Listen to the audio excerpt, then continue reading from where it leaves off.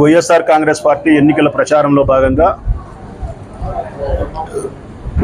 మధ్యలో ఒకరోజు మహాశివరాత్రి సందర్భంగా ప్రచారంలో పాల్గొనలే. ఈరోజు 22వ వార్డులో స్థానిక ఇన్ఛార్జ్ హిదాయత్, పెద్దలు జాఫర్ అన్న, మిగతా వైఎస్ఆర్ కాంగ్రెస్ పార్టీ నాయకులు సలీం, యువకులు పెద్ద ఎత్తున వందల సంఖ్యలో కార్యకర్తలు, యువకులు పాల్గొన్నారు. ఎక్కడ చూసినా ఈ వార్డులో విపరీతమైనటువంటి ఆదరణ, స్వాగతం పలుకుతూనే ఉన్నారు. కంప్లీట్గా 100% ముస్లిమ్స్తో ఉన్నారు. 1% ఇతర హిందువులు, క్రైస్తవులు ఉండేది. 99% ముస్లిమ్స్ ఉన్నారు. ఏకపక్షంగా ఉంది ఈ వార్డులో కూడా, ముస్లిమ్స్ వార్డులో 99% అంటే ఏకపక్షమే, అతి తిరుగులేదు.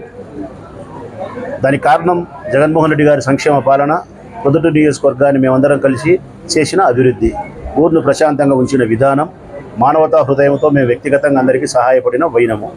ఈ 4 అంశాలే మమ్మల్ని విజయ తీరానికి పెద్దగా చేర్చేది, సులభంగా నల్లేరు మీద నడకలాగా చేర్చేది.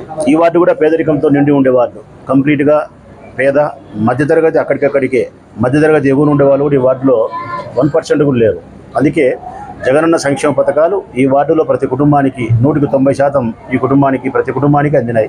ఒక్కొక్క కుటుంబానికి 4, 5, 6 పథకాల చొప్పున అందినాయి. అమ్మఒడి కావచ్చు, పెన్షన్ కావచ్చు, 45 ఏళ్ళ పెన్షన్ కావచ్చు, ఇంటి పట్టా కావచ్చు, డాక్రా పొదుపు సంఘాలున్న మహిళల యొక్క రుణాలు మాఫీ కావచ్చు, లేకపోతే ఫీజు రీయింబర్స్మెంట్ కావచ్చు. ఇలా ఒకటే పెట్టి 5-6 పథకాల చొప్పున ప్రతి ఇంటికి సంవత్సరానికి కనీసం అంటే 1 లక్ష రూపాయల చొప్పున 5 సంవత్సరాలకు 5 లక్షల రూపాయల ఆర్థిక సహాయం ప్రతి కుటుంబానికి అందింది.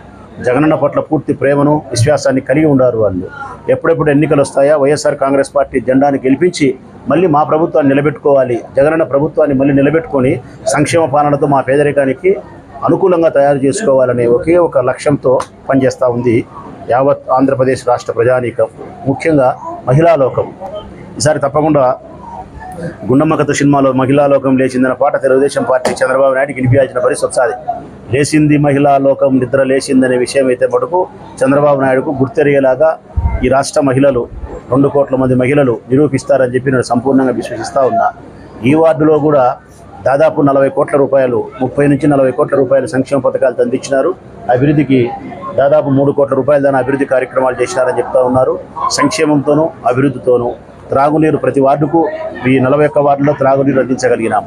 150 కోట్ల రూపాయలతో మైలవరం నుంచి త్రాగునీరు తెచ్చి ప్రతిరోజు ఉదయం పూటనే నీళ్ళు అందించి ఏర్పాటు చేసినాం. అది కాకుండా ఇంకా అనేక రకాల అభివృద్ధి కార్యక్రమాలు. ఈ పక్కనే పార్క్ ఉంటుంది బాలాయాల దగ్గర, మున్సిపల్ ఆఫీస్ ఎదురుగా. ఆ పార్కును అందంగా తయారు చేసినాం. శనివారం, ఆదివారం వస్తే దాదాపుగా 10,000 మంది ఆ పార్కులో పాల్గొనే పరిస్థితి ఉంది. మనస్ఫూర్తిగా మీకు విజ్ఞప్తి చేస్తూ ఉన్నాను నేను, 2 చేతులెత్తి నమస్కరించి. నాకు ఓటు వేయండి అని అడిగేదానికంటే కూడా మంచి చేసిన ప్రభుత్వానికి ఓటు వేయండి అంటానా, మంచి చేసిన నాయకునికి ఓటు వేయండి అంటానా, అభివృద్ధి చేసిన నాయకునికి ఓటు వేయండి అంటానా. మీకు, మీ కుటుంబాలకు, ఈ నియోజకవర్గానికి మేలు చేసిన పార్టీకి, మేలు చేసిన నాయకునికి ఓటు వేయండి. ధర్మం వైపే నిలబడండి, న్యాయం వైపే నిలబడండి.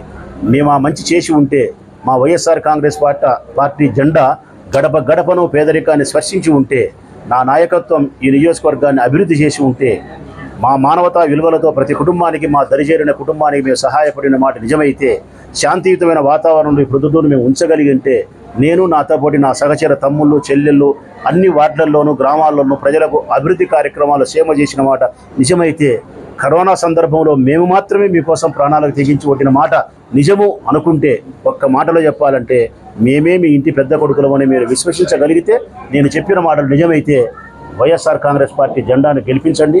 మీ ఓటు, మీ నమ్మకం, మీ ఆశీస్సులు రాచమల్లుకు సదా ఉండాలని చెప్పి సవినయంగా, కృతజ్ఞతాపూర్వకంగా మిమ్మల్ని నమస్కరించి కోరుకుంటూ సెలవు.